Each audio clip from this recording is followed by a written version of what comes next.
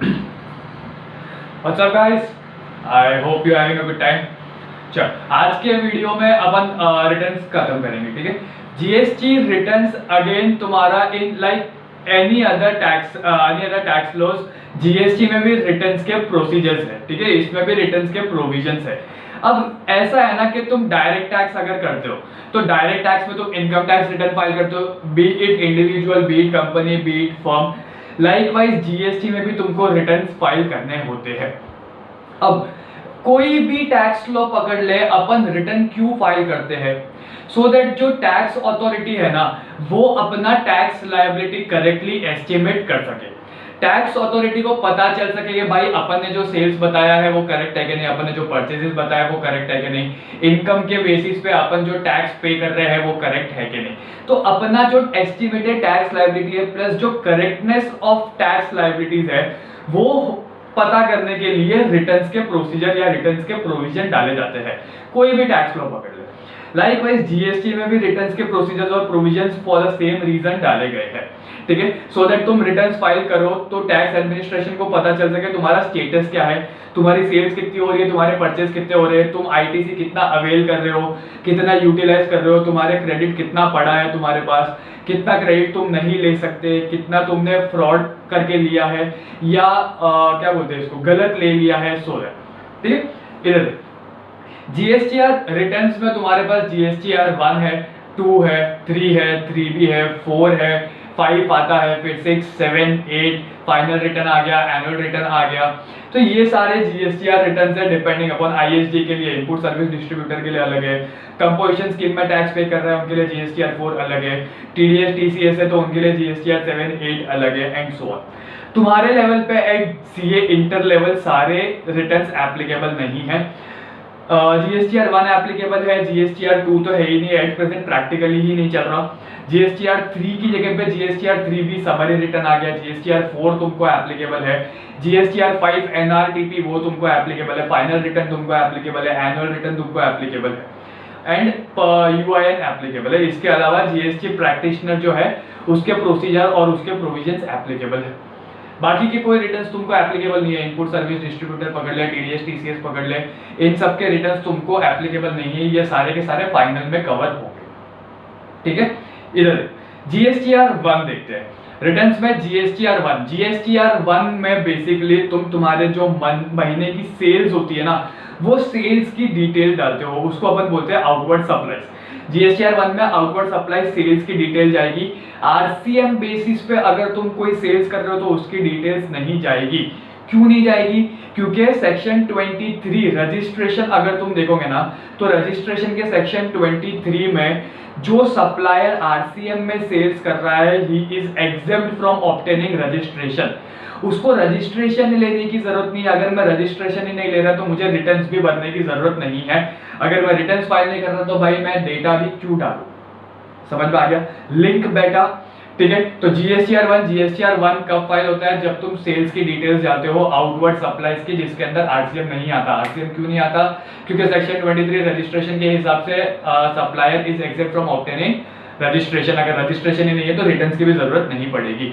तो भैया ये रिटर्न जीएसटीआर 1 कौन फाइल करेगा? GSTR 1 is to be filed by all such suppliers including casual taxable person, including CTP, but excluding NRTP, composition scheme, TDS, TCS, OIDR services etc. ये सारे exclude क्यों किए हैं? क्योंकि इनके लिए अलग जीएसटीआर बनाया है। आईएसडी के लिए 5 है, एनआरटीपी के लिए 5 है, कंपोजिशन स्कीम के लिए 4 है, टीडीएस के लिए 7 है, टीसीएस के लिए 8 है, ईसीओ के लिए अलग बनाया हुआ है, ओआईडीआर सर्विसेज के लिए अलग रिटर्न बनाया है, इनके लिए अलग जीएसटीआर बनाया है, ठीक है। तो जिनके लिए अलग जीएसटीआर बनाया है उनको छोड़ के जितने भी सप्लायर है उन सबको जीएसटीआर 1 फाइल करना पड़ेगा। GSTR 1 is to be filed on monthly basis. हर महीने का तुमको जीएसटीआर फाइल करना है। कब फाइल करना है? नेक्स्ट मंथ के 10 तारीख से पहले, ऑन और before 10th of the next month. For example जुलाई का सेल्स रिटर्न तुमको जीएसटीआर 1 कब फाइल करना है? ऑन और before 10th of August. Likewise अगस्त का ऑन और बिफोर 10th ऑफ सितंबर का ऑन और before 10th of October and so on. ठीक है। जीएसटीआर 1 की डिटेल्स तुम 11 से लेकर 15 ऑफ नेक्स्ट मंथ में नहीं डाल सकते, वो टाइम स्लॉट जीएसटीआर 2 के लिए अलॉट किया गया था, but GSTR 2 at present practically applicable नहीं है।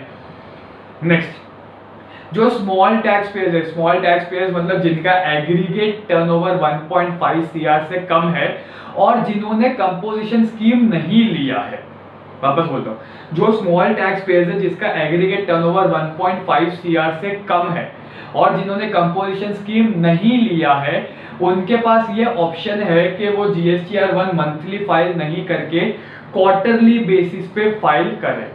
ठीक है। Small taxpayers aggregate turnover less than 1.5 CR, no composition scheme. They have an option to file quarterly GSTR 1. As of now ये ऑप्शन खाली जनवरी, फरवरी, मार्च 2020 तक का ही है, उसके बियॉन्ड अभी तक कोई नोटिफिकेशन नहीं आया है। समझ में आ गया? ठीक है, इसको मार्क करके रखना, ये इंपॉर्टेंट है। नेक्स्ट, तुम जीएसटीआर 1 में क्या डिटेल्स डालोगे? अगर तुम रिटर्न जीएसटीआर 1 फाइल करते हो तो जीएसटीआर 1 में क्या क्या डिटेल्स आएगी? तो जीएसटीआर 1 में तुम्हारा जीएसटीआर 1 में सबसे ऊपर क्या लिखा हुआ? आउटवर्ड सप्लाई सेल्स, तो मतलब सेल्स की डिटेल्स आएगी। अभी देख, सप्लाई है तो सप्लाई दो टाइप के होंगे, इंटरस्टेट सेल्स या इंट्रास्टेट सेल्स। ठीक है। इंटरस्टेट सप्लाई मतलब between two states, intrastate supply मतलब within the same state. ठीक है। इंटरस्टेट कर रहा हूं तो भी दो टाइप की सप्लाई होगी, business to business B2B supply या फिर B2C सप्लाई। B2B सप्लाई मतलब क्या? सप्लायर भी रजिस्टर्ड है, रेसिपिएंट भी रजिस्टर्ड है। B2B सप्लायर मतलब सप्लायर भी रजिस्टर्ड है, रेसिपिएंट भी रजिस्टर्ड है। ठीक है। इस केस में B2B मतलब रेसिपिएंट इज रजिस्टर्ड। B2C मतलब सप्लायर रजिस्टर्ड है, रेसिपिएंट अनरजिस्टर्ड है। B2C मतलब रेसिपिएंट अनरजिस्टर्ड। समझ में आ गया? ठीक है। वापस से details of supplies, interstate, intrastate. Interstate में B2B, B2C। B2B मतलब सप्लायर भी रजिस्टर्ड, रेसिपिएंट भी रजिस्टर्ड। अगर दोनों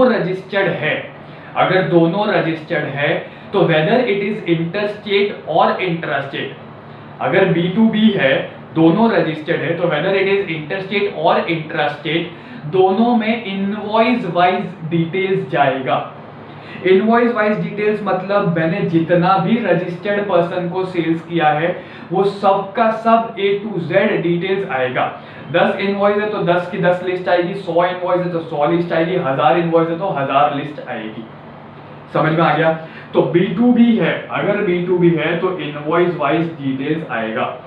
क्यों इनवॉइस वाइज डिटेल्स डालना पड़ेगा? बिकॉज जो रेसिपिएंट है जिसको मैं सप्लाई कर रहा हूँ, जो रजिस्टर्ड रेसिपिएंट है ना, that recipient will avail ITC on the basis of invoice. Input tax credit के चैप्टर में अपन देखेंगे, पहले ही वीडियो के फर्स्ट ही पार्ट में है कंडीशंस ऑफ अवेलिंग ITC। उस कंडीशन में फर्स्ट कंडीशन यही है कि जो बंदा ITC अवेल कर रहा है उसके पास ही should be in position of tax invoice issued by supplier. समझ में आ गया? इसीलिए B2B है, अगर B2B सप्लाई है तो इंटरस्टेट हो या इंट्रास्टेट हो, इनवॉइस वाइज डिटेल्स जाएगा। क्यों इनवॉइस वाइज डिटेल्स जाएगा? क्योंकि उस इनवॉइस के बेसिस पे रजिस्टर्ड रेसिपिएंट ITC अवेल करेगा एज पर सेक्शन 16 जो अपन ITC वाले वीडियो में देखेंगे। समझ में आ गया? ठीक है। नेक्स्ट, इनवॉइस वाइज डिटेल्स हो गया। अब बचा गया B2C, interstate B2C, intrastate B2C। Interstate B2C मतलब जहां पे रेसिपिएंट अनरजिस्टर्ड है। अगर इंटरस्टेट सेल्स है, बिटवीन टू स्टेट सेल्स है, तो मैं क्या चेक करूंगा कि जो मेरा इनवॉइस वैल्यू पर इनवॉइस वैल्यू 2,50,000 से ज्यादा है कि उससे कम है। अगर 2,50,000 से ज्यादा है तो इनवॉइस वाइज डिटेल्स आ जाएगा। अगर 2,50,000 से कम है तो state wise plus tax wise details आ जाएगा। Consolidated details of state wise and tax wise. अब स्टेट वाइज मतलब क्या? मुझे कंसोलिडेटेड डिटेल्स बनानी होगी। महाराष्ट्र में कितना सेल किया, गुजरात में कितना किया, कर्नाटका में कितना किया। ठीक है। एंड रेट वाइज, अब महाराष्ट्र का पकड़ूंगा ना तो उसमें भी 5% में टोटल कितना किया, 10% में टोटल कितना किया, 18% में कितना किया, 28% में कितना किया, एंड सो। समझ में आ गया? बराबर। ठीक है। Consolidated state wise and tax wise समझ में आया। Consolidated state wise and tax wise मतलब क्या, पहले स्टेट वाइज महाराष्ट्र में 50 गए, गुजरात में 50 गए, कर्नाटका में 50 इनवॉइस है, ये हो गया मेरा स्टेट वाइज। अब वो 50 में से 10 5% में गए, 15 गए मेरे 10% में, 25 गए मेरे 18% में। तो वो स्टेट वाइज के साथ साथ टैक्स वाइज का भी कंसोलिडेटेड बाइफरकेशन हो गया। समझ में आ गया? ठीक है।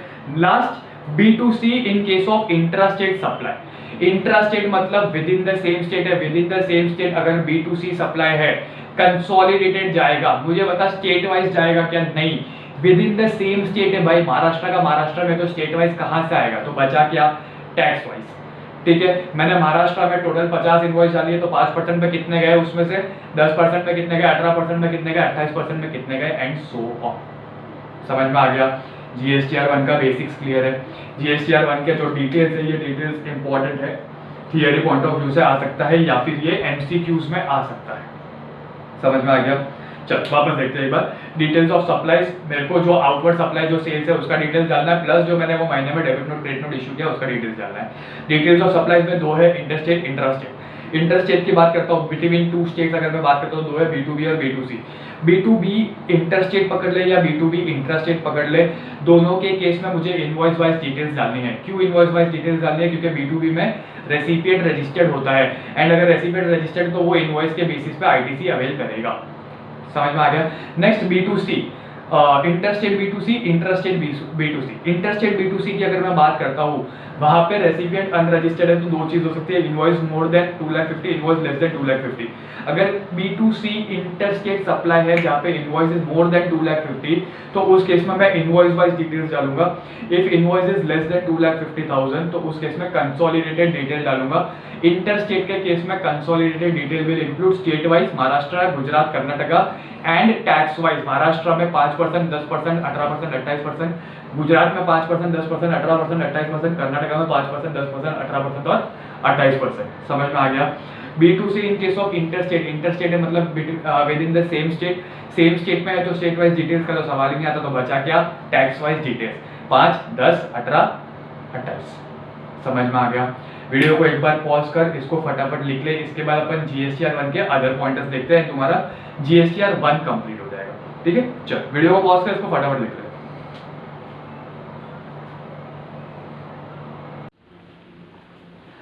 ओके चल, कॉमन पॉइंटर्स, अदर पॉइंटर्स देखते हैं GSTR1 के क्या। अपन ने डिटेल्स तक लास्ट देखा था, ठीक है। इसके बाद देख GSTR1 की जो डिटेल्स मैं ऑन और before 10th of the next month upload करता हूं ना, वो डिटेल्स रेसिपिएंट को उसके GSTR2A या फिर अगर वो कंपोजिशन स्कीम वाला रेसिपिएंट है तो उसके GSTR4A में उसको कम्युनिकेट होगी।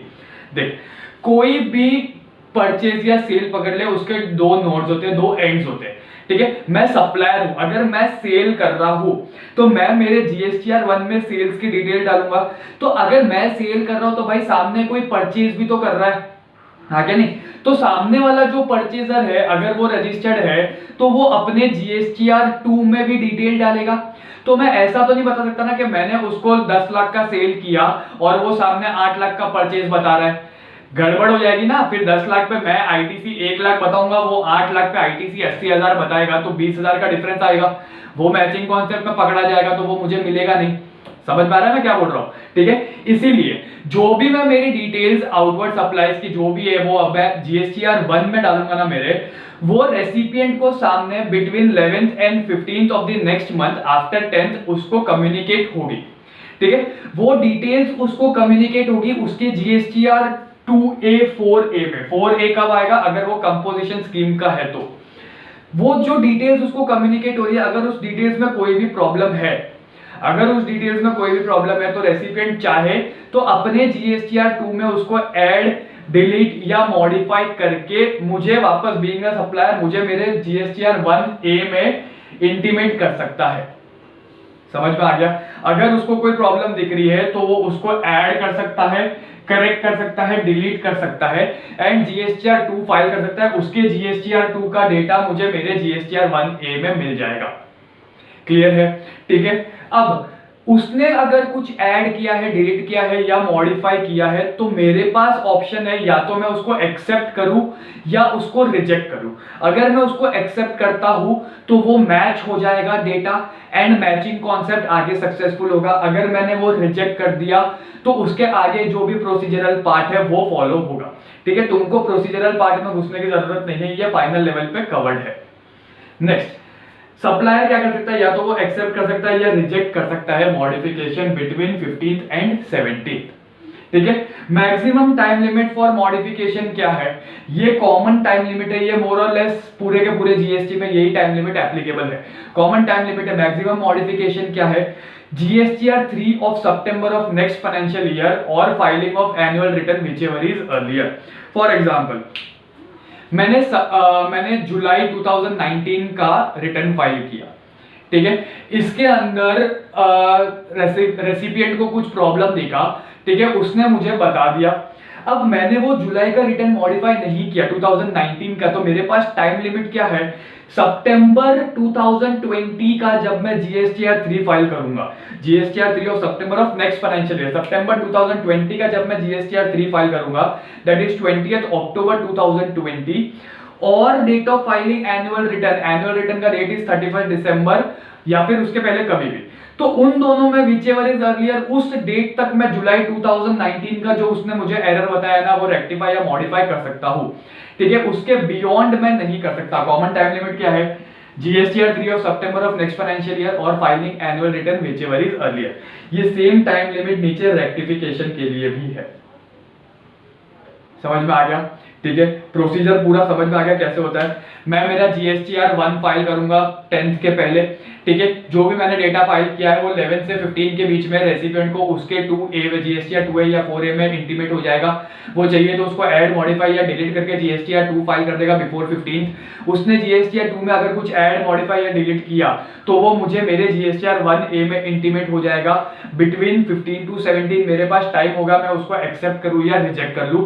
However maximum time limit for modification is GSTR 3 of September of next financial year और filing of annual return whichever is earlier.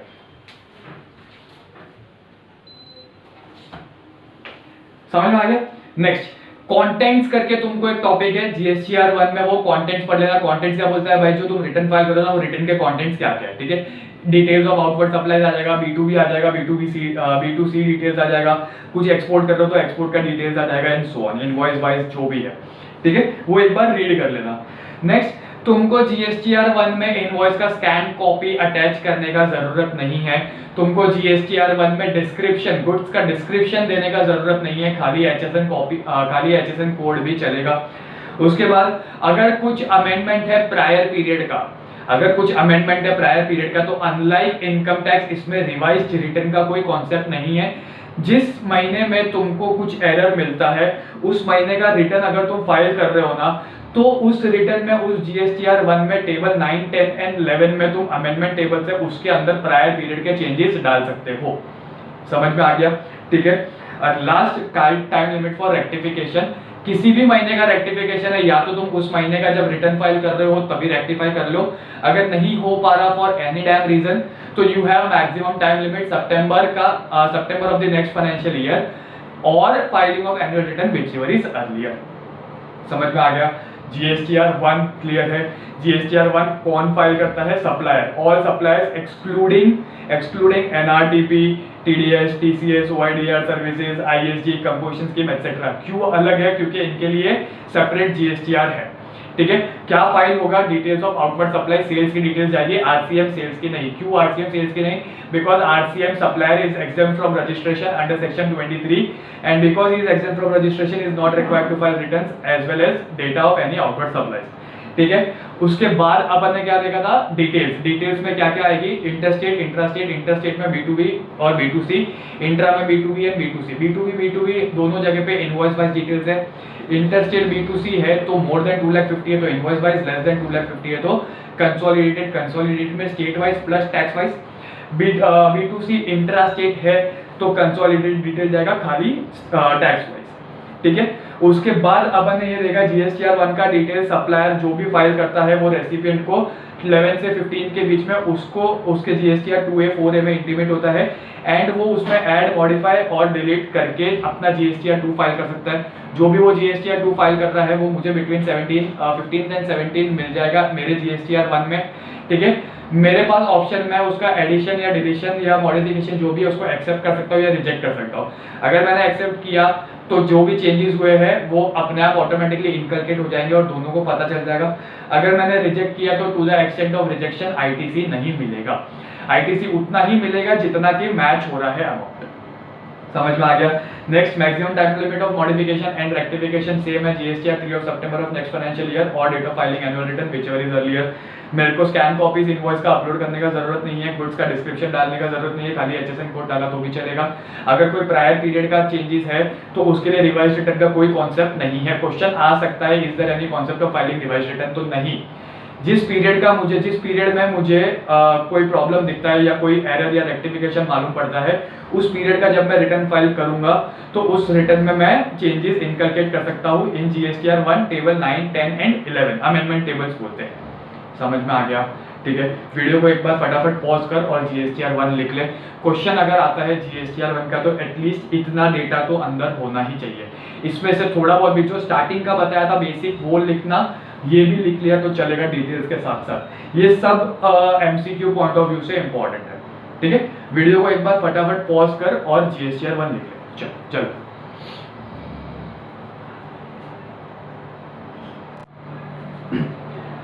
Okay चल, जीएसटीआर 1 अपन ने देख लिया। जीएसटीआर 1 सप्लायर के लिए था जो सेल्स करता है। जीएसटीआर 2 तुमको प्रैक्टिकली एट प्रेजेंट एप्लीकेबल नहीं है, ठीक है। इसके बाद जीएसटीआर 3B और जीएसटीआर 4 देखते हैं।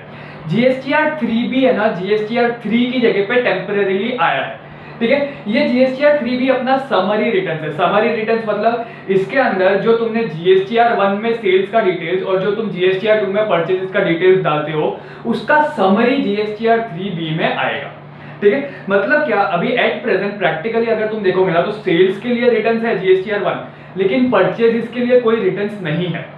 GSTR 2 at present practically applicable नहीं है तो उसकी जगह पे जीएसटीआर 3 की जगह पे जीएसटीआर 3B लाया है। जीएसटीआर 3B तुम्हारा समरी रिटर्न। समरी रिटर्न मतलब क्या, जो जीएसटीआर 1 में तो तुम सेल्स डालते हो ना उसका समरी तो डालोगे, जीएसटीआर 2 में जो परचेसेस डालते जो कि तुम एट प्रेजेंट नहीं डाल रहे उस परचेसेस का भी समरी जीएसटीआर 3B में आएगा। समझ में आ गया। देख, जीएसटीआर 3B छोटा सा रिटर्न है, कुछ ज्यादा इसके अंदर कॉम्प्लिकेशंस है। इधर currently notified as monthly return है, मंथली रिटर्न है। लाइकवाइज तुम्हारा जीएसटीआर 1 और जीएसटीआर 2, जीएसटीआर 1 मंथली रिटर्न है, ऑन और before 10th of next month तुमको फाइल करना होता है। जीएसटीआर 2 अगर प्रैक्टिकली एप्लीकेबल होता तो मंथली रिटर्न था, ऑन और before 15th of the next month तुमको फाइल करना होता है, ठीक है। जीएसटीआर 3B भी मंथली रिटर्न है, ये तुमको फाइल करना है ऑन और before 20th of next month. अगर जुलाई का रिटर्न है तो जुलाई का जीएसटीआर 1 जाएगा 10th अगस्त तक, ठीक है। जीएसटीआर 2 जाएगा 11 से लेकर 15th अगस्त के बीच में, जीएसटीआर 3B जाएगा 20th अगस्त तक। समझ में आ गया। Furnished by same as GSTR 1, जो जीएसटीआर 1 सबमिट करेगा या जो जीएसटीआर 1 फाइल करेगा उन सबको जीएसटीआर 3B फाइल करना है, ठीक है। अभी इसके अंदर जीएसटीआर 1 में कौन बनता है, every supplier including CTP, including casual taxable person but excluding non-resident NRTP, ISG, composition scheme, TDS, TCS, OIDR services वाले। क्यों उनको एक्सक्लूड किया, क्योंकि उनके लिए अलग से जीएसटीआर बनाया है जो अपन को इंटर लेवल पे एप्लीकेबल नहीं है, ये सब फाइनल लेवल पे पढ़ेंगे। इंटर लेवल पे खाली जीएसटीआर 4 कंपोजिशन स्कीम और GSTR 5 non resident taxable person applicable है। ISG, TDS, TCS ये सब, OIDR ये सब फाइनल लेवल पे एप्लीकेबल, ठीक है। तो जीएसटीआर 3B कौन सबमिट करेगा, every supplier including CTP but excluding NRTP, ISG, OIDR सर्विस, TDS, TCS, ECO etcetera, composition scheme include, ठीक है। नेक्स्ट, कब फाइल करेगा, monthly by 20th of the next month. क्या होगा उसके अंदर समरी, किस चीज का समरी, सेल्स का, परचेजेस का। अभी देख जीएसटी में है ना, जीएसटी में जहां जहां तुम एग्जाम में आंसर में सेल्स लिखने वाले हो ना, सेल्स की जगह पे तुमको आउटवर्ड सप्लाईज लिखना पड़ेगा। जहां जहां तुम परचेजेस लिखने वाले हो परचेजेस की जगह पे इनवर्ड सप्लाईज लिखना, ठीक है, ये थोड़ा सा एक इंपैक्ट देगा। सेल्स एंड परचेज क्या है, क्लीशे है, थोड़ा नॉर्मल हो गया। जीएसटी की लैंग्वेज में अपन उसको आउटवर्ड सप्लाईज और इनवर्ड सप्लाईज बोलते हैं। ये तुम्हारे अंडरस्टैंडिंग के लिए मैंने सेल्स और परचेज लिखा है, दैट्स इट, और कुछ नहीं। समरी, किस चीज का समरी जाएगा, सेल्स का जाएगा, आरसीएम परचेसेस का जाएगा। आरसीएम सेल्स का जाएगा क्या, नहीं, जीएसटीआर 1 में अपन ने देखा था, जो बंदा आरसीएम में सेल्स कर रहा है वो रजिस्ट्रेशन के सेक्शन 23 में एग्जेम्प्ट हो जाता है फ्रॉम टेकिंग रजिस्ट्रेशन, देयरफॉर उसको जीएसटीआर फाइल नहीं करना पड़ता। हाउएवर सेक्शन 24 में जो बंदा रिवर्स चार्ज में परचेज कर रहा है ना, उसको मैंडेटरी रजिस्ट्रेशन लेना पड़ता है। तो वो परचेसेस की डिटेल्स कहां डालेगा, वो परचेसेस की डिटेल्स समरी रिटर्न में जीएसटीआर 3B में डालेगा। समझ में आ गया? तो जीएसटीआर 3 में क्या जाएगा, आरसीएम सेल्स जाएगा तुम्हारा, आरसीएम सप्लाईज, आरसीएम परचेसेस जाएगा, कितना आईटीसी एलिजिबल है वो जाएगा, तुमने कितना टैक्स पे किया है वो सबका समरी जाएगा। समझ में आ गया? नेक्स्ट, जीएसटीआर 3B क्योंकि तुम्हारा समरी रिटर्न है तो तुमको इसमें इनवॉइस वाइज सेल्स और परचेसेस का डेटा डालने की जरूरत नहीं है। No invoice wise data of sales, ठीक है। कंटेंट्स, इसके जो कंटेंट्स है वो एक बार बुक में से, तुम्हारे नोट्स में से, जो भी नोट्स तुम रेफर कर रहे हो उसमें एक बार देख लेना, ठीक है। मोर और लेस जितने भी रिटर्न्स है वो सबके कंटेंट सेम है। Basic details and other details आते हैं। बेसिक डिटेल्स में तुम्हारा रजिस्ट्रेशन नंबर आ गया, तुम्हारा नाम आ गया, बिजनेस का नाम आ गया, प्रिंसिपल प्लेस ऑफ बिजनेस क्या है, एडिशनल प्लेस ऑफ बिजनेस क्या है, वो सब आ जाती है। अदर डिटेल्स में डिपेंडिंग अपॉन जीएसटीआर, अगर सेल्स का है तो उसमें क्या क्या डिटेल्स आएगी, अगर जीएसटीआर 2 परचेसेस का तो उसमें क्या क्या डिटेल्स आएगी, समरी रिटर्न है तो उसमें क्या क्या आएगी, कंपोजिशन है तो उसकी अलग अलग हो जाएगी। मोर और लेस सेम होता है, ठीक है। तो एक बार इसका कॉन्टेंट्स रीड कर लेना। Then GSTR 3B, again GSTR 3B currently notified as the monthly return instead of or in place of GSTR 3। पहले GSTR 3 फाइल करते थे but at present GSTR 2 and GSTR 3 practically applicable नहीं है, इसीलिए उसकी जगह पे समरी रिटर्न GSTR 3B निकाला है। GSTR 3B तुमको फाइल करना होता है 20th of the next month, जुलाई का अप टू 20th अगस्त का 20th सितंबर का 20th अक्टूबर। This is also called as due date of payment of tax. इधर लिख के रख लेना, also due date of payment of tax. मतलब क्या, जुलाई महीने का तुमको जीएसटी कब तक भरना है, अप टू 20th अगस्त तक। अगस्त महीने का जीएसटी कब तक भरना है, अप टू 20th सितंबर का अप टू 20th अक्टूबर एंड सो ऑन। तो ये तुम्हारा due date of payment of tax भी हो गया, ठीक है। इसके अंदर समरी जाएगी, किस चीज की समरी जाएगी, सेल्स की समरी, आरसीएम परचेसेस की समरी जाएगी, एलिजिबल आईटीसी का डेटा जाएगा, तुमने कितना टैक्स पे किया है उसका भी समरी जाएगा। उसके अलावा तुमको ये समरी रिटर्न है तो इनवॉइस वाइज डेटा डालने की जरूरत नहीं है, एंड इसके कंटेंट्स, ठीक है। कंटेंट्स में basic data and other data आएगा, वो दोनों एक बार रीड कर लेना। जीएसटीआर 3B तुमको इतना ही है, एग्जामिनेशन पॉइंट ऑफ व्यू से भी तुम्हारे मॉड्यूल में भी इतना ही कंटेंट है। Next, GSTR 4, GSTR 4A। GSTR 4 is to be filed by person paying tax under composition scheme or at concessional rate। Composition के वीडियो में अपन ने कंसेशनल रेट और कंपोजिशन के वीडियो में अपन ने देखा था कि कौन कौन से लोग हैं जो कंपोजिशन स्कीम में टैक्स पे कर सकते हैं या जो कंसेशनल स्कीम में टैक्स पे कर सकते हैं, ठीक है। तो जो बंदा कंपोजिशन स्कीम में टैक्स पे कर रहा है या जो कंसेशनल रेट पे टैक्स पे कर रहा है, ठीक है, वो GSTR 4 फाइल करेगा। क्यों? क्योंकि कंपोजिशन स्कीम वालों को जीएसटी की दुनिया से कुछ लेना देना नहीं है, उनकी अपनी अलग से एक छोटी सी दुनिया है, बरोबर। वो दुनिया में इनको यही बोला तुमको GSTR 1, GSTR 2, 3, 3B कुछ फाइल करने का जरूरत नहीं, तुमको खाली GSTR 4, 4A फाइल करने का है। इसके साथ एक स्टेटमेंट है GSTR CMP 08 वो फाइल करना है, और लास्ट में फाइनल रिटर्न फाइल करना है। समझ में आ गया? ठीक है। अभी देख GSTR 4, 4A क्या बोलता है, GSTR 4, 4A to be filed by person paying tax under composition scheme और एट कंसेशनल रेट, ठीक है। Next, it is to be filed annually by 30th April of next financial year। देख, composition scheme वालों को है ना दो चीज फाइल करनी होती है। एक GSTR 4 एनुअली फाइल होगा by 30th April of next financial year. तुम्हारा फाइनेंशियल ईयर है 1 अप्रैल 2019 से लेकर 31 मार्च 2020। तो उस फाइनेंशियल ईयर का तुमको GSTR 4 एनुअली कब फाइल करना है, बाय 30th April 2020 तक। समझ में आ गया? ये हो गया जीएसटीआर 4। हाउएवर तुमको टैक्स पेमेंट जो है ना, बीइंग अ कंपोजिट सप्लायर और supplier paying tax under concessional rate, तुमको जो टैक्स पेमेंट है ना, तुम्हारा जो due date of tax payment है ना, वो क्वार्टरली होगा। ठीक है, तो जब तुम टैक्स पे करते हो ना क्वार्टरली, तो तुमको जीएसटी सीएमपी 08 फाइल करना पड़ेगा। पेमेंट ऑफ टैक्स के लिए, रिटर्न के लिए एनुअल रिटर्न है, एक ही रिटर्न है GSTR 4 30 April of next financial year, लेकिन तुमको जीएसटी सीएमपी 08 एवरी क्वार्टर तुमको फाइल करना है। कब फाइल करना है? By 18th of the next month succeeding the quarter. देख वापस, payment of tax quarterly 18th of the next month succeeding the quarter. अब क्वार्टर क्या, तुम्हारा क्वार्टर मान ले अप्रैल मई जून है, अप्रैल मई जून क्वार्टर का जो भी टैक्स बनता है ना, वो तुमको 18 जुलाई तक पे करना है। जुलाई अगस्त सितंबर क्वार्टर का जितना भी टैक्स बनेगा वो तुमको 18 अक्टूबर तक पे करना है। अक्टूबर नवंबर दिसंबर का जितना भी टैक्स होगा वो 18 जनवरी तक पे करना है, और जनवरी फरवरी मार्च का जो भी टैक्स होगा वो 18 अप्रैल तक पे करना है। समझ में आ गया? जीएसटीआर 4 में क्या है? दो चीजें। GSTR 4 annually 30 April of next financial year, GST CMP 08 by 18th of the month succeeding the quarter, 18th of the next month succeeding the quarter। Clear है? ठीक है, इधर next, purchases by composition scheme concessional rate. जो बंदा composition scheme या concessional rate में purchase कर रहा है, ठीक है, उसको क्या करना है? उसका जो भी परचेसेस है ना, जो भी परचेसेस, वो सप्लायर का सेल्स हो गया। सप्लायर का सेल्स हो गया मतलब जीएसटीआर उसके जीएसटीआर 1 में दिखेगा। जो सप्लायर के जीएसटीआर 1 में दिख रहा है ना, वो कंपोजिशन स्कीम कंसेशनल रेट वाले के जीएसटीआर 4A में दिखेगा।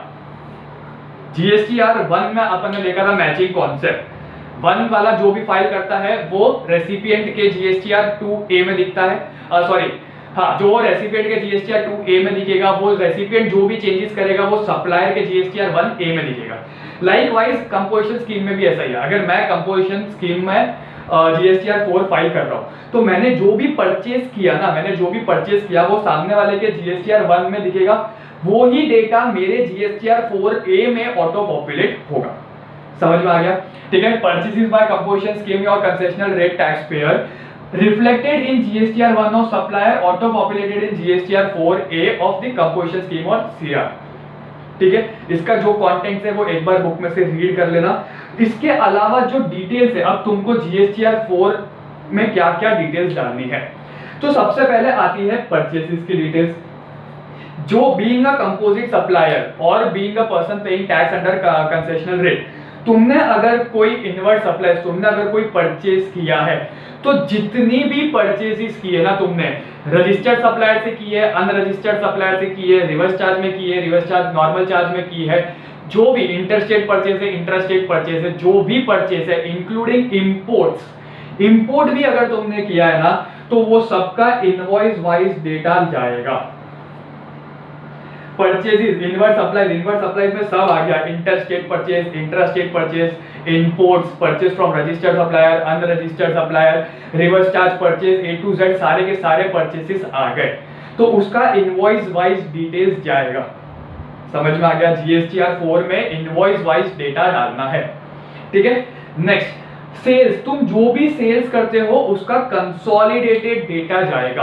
क्यों कंसोलिडेटेड डेटा जाएगा? Because being a person paying tax under composition scheme और concessional rate, you are not eligible to issue tax invoice, plus you are not eligible to collect tax and you are not eligible to avail ITC. समझ में आ गया?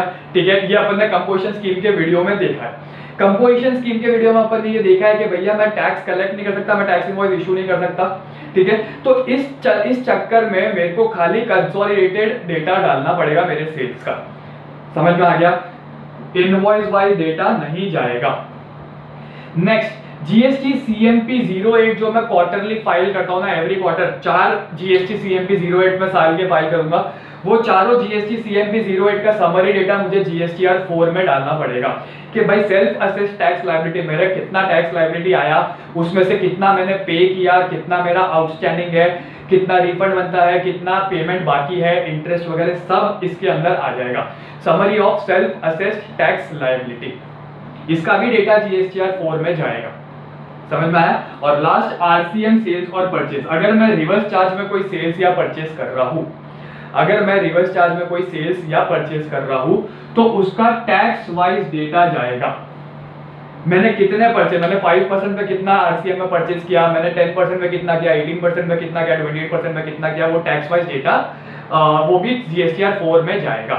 अभी इधर देखिए मैंने connect किया हुआ है inward supplies, inward supplies invoice wise जाता है। रिवर्स चार्ज परचेज है, रिवर्स चार्ज परचेज इसमें आ गया तो इनवॉइस वाइज डेटा चला गया, रिवर्स चार्ज परचेज इसमें भी आ गया तो टैक्स वाइज डेटा चला गया। तो क्या मैं ये बोल सकता हूँ कि being a composite tax payer और tax paying at the concessional rate, अगर मैं कुछ रिवर्स चार्ज में परचेज कर रहा हूँ तो मुझे उसका invoice wise data as well as tax wise data देना पड़ेगा। समझ में आ गया, ठीक है। वापस जीएसटीआर 4 कौन फाइल करेगा, कंपोजिशन स्कीम या फिर कंसेशनल रेट वाला कब फाइल करेगा, by 30th April of the next financial year, annual return है, ठीक है। लेकिन उसको हर क्वार्टर के एंड में 18th of the next month following the quarter उसको जीएसटी सीएमपी 08 फाइल करना पड़ेगा, which is also the due date of payment of tax. अप्रैल मई जून का जो भी टैक्स है वो उसको 18 जुलाई तक पे करना है, जुलाई अगस्त सितंबर का जो भी टैक्स है 18 अगस्त तक पे करेगा, अक्टूबर नवंबर दिसंबर का जो भी टैक्स है 18 जनवरी तक पे करेगा, एंड जनवरी फरवरी मार्च का जो भी टैक्स है वो 18 अप्रैल तक पे करेगा। समझ में आ गया। उसके बाद जीएसटीआर 4 में जो भी परचेसेस किया है, ठीक है, जो भी परचेसेस किया है वो सप्लायर के जीएसटीआर 1 से ऑटो पॉपुलेट होके मेरे जीएसटीआर 4A में दिख जाएगा, ठीक है। इसके बाद इनवर्ट सप्लाईज आरसीएम परचेज को छोड़ के जितने भी परचेसेस है वो सबका इनवॉइस वाइज डेटा जाएगा। आरसीएम परचेसेस का invoice wise as well as tax wise data जाएगा। आरसीएम सेल्स का टैक्स वाइज डेटा जाएगा। आउटवर्ड सप्लाईज है वो सारी की सारी कंसोलिडेटेड जाएगी, जितने भी सेल्स है वो सब कंसोलिडेटेड जाएंगे। जीएसटी सीएमपी 08 जो मैंने चारों फाइल किए हैं पूरे साल में उसका डेटा भी जीएसटीआर 4 में जाएगा। समझ में आ गया, ठीक है। एक काम कर, वीडियो को फटाफट पॉज कर और इसको लिख ले। इसके बाद तुम्हारा GSTR 5 NRTP and final return, first return और एनुअल रिटर्न वो डिस्कस करेंगे, ठीक है। वीडियो को एक बार पॉज कर और इसको फटाफट कॉपी कर ले। चलो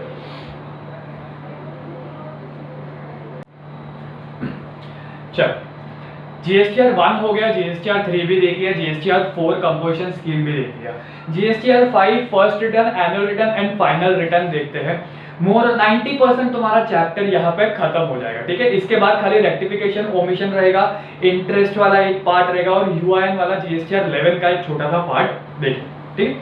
चलिए जीएसटीआर 5 कौन फाइल करेगा? GSTR 5 is to be furnished by a non resident taxable person, ठीक। सीटीपी और नॉन रेसिडेंट टैक्सेबल पर्सन के बीच में एक ही डिफरेंस है, that non resident taxable person does not have any business establishment in India and he comes to India for temporary business and he imports goods from outside India and sells it in local market, ठीक है। CTP क्या है? CTP का business establishment है India में, but एक ही state में है, वो एक स्टेट से दूसरे स्टेट में जाता है तो कैजुअली रजिस्ट्रेशन लेता है। Non resident taxable person, non resident है, वो एक कंट्री से इंडिया में आता है, टेम्पररी रजिस्ट्रेशन लेता है एंड इंपोर्ट करके लोकल मार्केट्स में सप्लाई करता है। दोनों के बीच का डिफरेंस समझा? तो GSTR 5 is to be filed by non resident taxable person, ये उसका डेफिनेशन है नॉन रेसिडेंट टैक्सेबल पर्सन का, ठीक है। अगर जीएसटीआर 5 का तुमको क्वेश्चन आता है तो पहले ये लिखना है, तुमको एक्सप्लेन करना है नॉन रेसिडेंट टैक्सेबल पर्सन होता कौन है। उसके बाद मंथली रिटर्न है, तुमको कब फाइल करना है? 20th of the next month और within 7 days after the last date of the validity period whichever is earlier। इधर देख, 20th of the next month में तो कोई इशू नहीं है, ये सेम जीएसटीआर 1 3 भी जैसे ही चलते आ रहा है। GSTR 1 10th of the next month, GSTR 3 भी 20th of the next month, GSTR 4 18 GST CMP 08 18th of the next month, ठीक है। ये भी सेम है, 20th of the next month मतलब जून का 20th जुलाई, जुलाई का 20th अगस्त, अगस्त का 20th सितंबर, ठीक है। और वाला जो पार्ट है ना वो दे, और within 7 days after the last day of the validity period. अब वैलिडिटी पीरियड जब तुम as a non resident taxable person registration लेते हो ना, ठीक है, तो तुमको रजिस्ट्रेशन मैक्सिमम 90 डेज या फिर जितने टाइम पीरियड का तुमने रजिस्ट्रेशन मांगा है वो विचेवर इज लोअर का तुमको रजिस्ट्रेशन मिलता है। ये पॉइंट अपन ने रजिस्ट्रेशन के चैप्टर में कवर किया हुआ है। ठीक है। तो अगर मान ले मेरा रजिस्ट्रेशन पीरियड है 35 डेज का, मैंने 1 अप्रैल 2019 को रजिस्ट्रेशन लिया as a non resident taxable person for 35 days, ठीक है। तो मेरा वैलिडिटी पीरियड कब खत्म होगा? 5 मई को। तो मुझे अप्रैल महीने का, अप्रैल मंथ का मुझे रिटर्न कब तक फाइल करना है? By 20th of the next month और within 7 days after the last day of the validity period whichever is earlier. मेरा वैलिडिटी पीरियड कब खत्म हुआ? 5 मई को। 5 मई से 7 डेज मतलब 12th मई। तो मुझे जीएसटीआर 5 कब फाइल करना पड़ेगा? 20th मई। अप्रैल के लिए 20th of the next month मतलब 20th मई। 20th मई और within 7 days from the expiry of the validity. Validity कब एक्सपायर हो रही है? 5th मई। 5th मई से विद इन 7 डेज मतलब 12th मई। 20th मई और 12th में whichever is earlier मुझे GSTR 5 सबमिट करना है। तो इस केस में मैं GSTR 5 कब फाइल करूंगा? By 12th of May 2019। समझ में आ गया? सेम अगर मान ले मैंने लिया है 55 डेज का, मैंने रजिस्ट्रेशन लिया 55 डेज का 1 अप्रैल 2019 को, तो 55 डेज कब खत्म होगा? 25 मई को। तो अप्रैल महीने का मुझे कब फाइल करना है? अप्रैल महीने का मुझे रिटर्न्स कब फाइल करना है? 20th मई और within 7 days from the expiry of the validity. Validity कब खत्म हो रही है? 25 मई को। 25 मई से विद इन 7 डेज मतलब 1 जुलाई। तो 20th मई और 1 जुलाई व्हिचएवर इज अर्लियर मतलब 20th मई को मुझे फाइल करना है GSTR 5 for the month of April. मई के लिए मैं कब फाइल करूंगा? मई के लिए मेरा वैलिडिटी पीरियड कब खत्म हो रहा है? 25 मई को। तो विद इन 7 डेज मतलब 1 जुलाई हो गया। और मई महीने का मैं कब फाइल करता हूं? नहीं तो 20th जुलाई को। तो उस केस में for the month of May 20th July और 1 जुलाई व्हिचएवर इज अर्लियर, तो 1 जुलाई को मैं मई महीने का जीएसटीआर 5 सबमिट करूंगा। समझ में आ गया? ठीक है, चल इतना ही है। जो बंदा जीएसटीआर 5 फाइल कर रहा है मतलब नॉन रेसिडेंट टैक्सेबल पर्सन, उसको जीएसटीआर 1, 3B और एनुअल रिटर्न फाइल करने की जरूरत नहीं है। क्लियर है? समझ में आ गया? ठीक है। फाइनल रिटर्न अपन थोड़ी देर बाद देखेंगे। जीएसटीआर 5 वापस देख लेते हैं। GSTR 5 non resident taxable person file करता है। जिस दिन वो जीएसटीआर 5 फाइल कर रहा है, that day is also known as due date of the payment of tax, interest, penalty, late fee और any other due payable under GST. ठीक है। नॉन रेसिडेंट टैक्सेबल पर्सन कौन होता है? जिसका इंडिया में बिजनेस एस्टैब्लिशमेंट नहीं है, जो टेम्परेरी इंडिया में आता है for the purpose of business, जो माल इंपोर्ट करता है और लोकल मार्केट में सेल करता है। उसको रिटर्न्स कब फाइल करने हैं? मंथली बेसिस पे 20th of the next month और within 7 days from the expiry of the validity period whichever is earlier. Non-resident taxable person who is filing GSTR 5 is not supposed to file GSTR 1, GSTR 3B और annual return। समझ में आ गया? GSTR 5 इतना ही है। ठीक है। First return कब एप्लीकेबल होगा? First return is applicable only first return मतलब क्या होता है? सबसे पहले तो ये फर्स्ट रिटर्न मतलब मेरा पहला रिटर्न। मैं रिटर्न कब फाइल करता हूं? रजिस्ट्रेशन लेने के बाद। रजिस्ट्रेशन लेने से पहले मैं रिटर्न फाइल करूंगा क्या? नहीं। If I am not registered I am not liable to comply with any GST law. समझ में आ गया? ठीक है। रिटर्न्स, फर्स्ट रिटर्न मतलब जिस दिन मैंने रजिस्ट्रेशन के लिए अप्लाई किया उस दिन से, अभी इधर देख, it is applicable, first return is applicable only when registration application is made within 30 days from point of liability.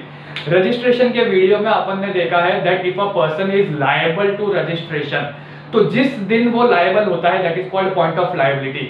उस पॉइंट ऑफ लायबिलिटी से विद इन 30 डेज अगर उसने रजिस्ट्रेशन के लिए अप्लाई कर लिया, then there will be a difference between effective date of registration and actual date of registration। अगर मैं आफ्टर 30 डेज अप्लाई करता हूं रजिस्ट्रेशन के लिए, तो मेरा effective date of registration will be same as actual date of registration.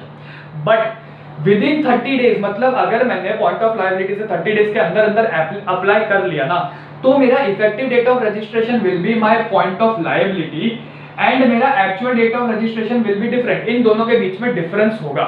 तो वो जो डिफरेंस पीरियड है ना, वो जो डिफरेंस वाला पीरियड है ना, उस पीरियड में मैंने सेल्स तो किया होगा। ठीक है। उस सेल्स का मुझे डिटेल्स डालना है फर्स्ट रिटर्न में। समझ में आ गया?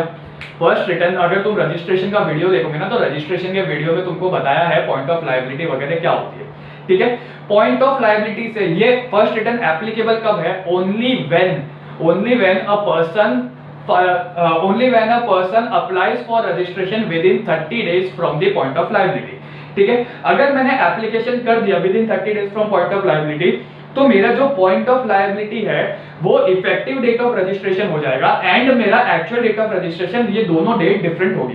ठीक है, तो इस पीरियड में मैंने कुछ तो सेल्स किया होगा, तो मैंने जो भी सेल्स किया है उस सेल्स का मुझे रिवाइज टैक्स इनवॉइस इशू करना होगा।